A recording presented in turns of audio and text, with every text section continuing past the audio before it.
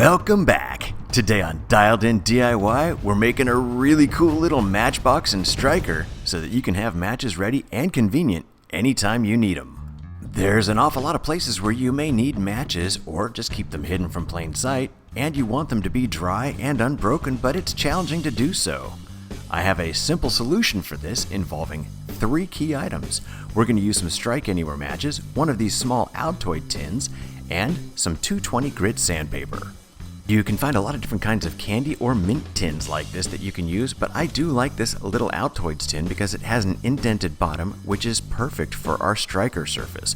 We're going to put our tin right down on the backside of a piece of sandpaper, trace the outline, then cut it out to size. Don't worry about getting it perfect at the first shot at cutting it out because we're going to go back and trim it up a little bit more in just a minute.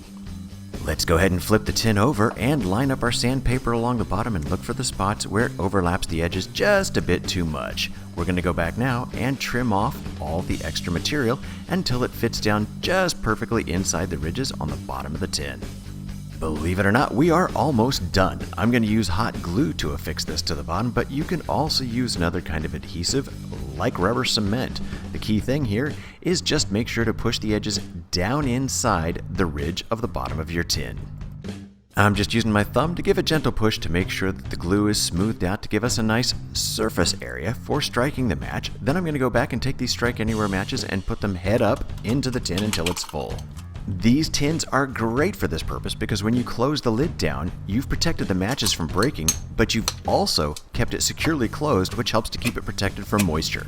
We get an extra little safety feature by having the striker surface on the bottom of the tin because we have to close the lid to turn the tin upside down to strike the match, which means all of our other matches are protected against the flame that we're creating.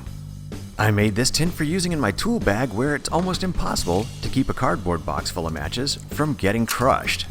And as an extra bonus precautionary measure, you can take a piece of sandpaper, fold it in on itself, and store it inside as well, just in case you're concerned about losing the striker on the bottom. You'll always have a backup. Just make sure the rough surface isn't touching the match heads. Thank you for watching. Please press like and then subscribe. There will be more Dialed In DIY to come.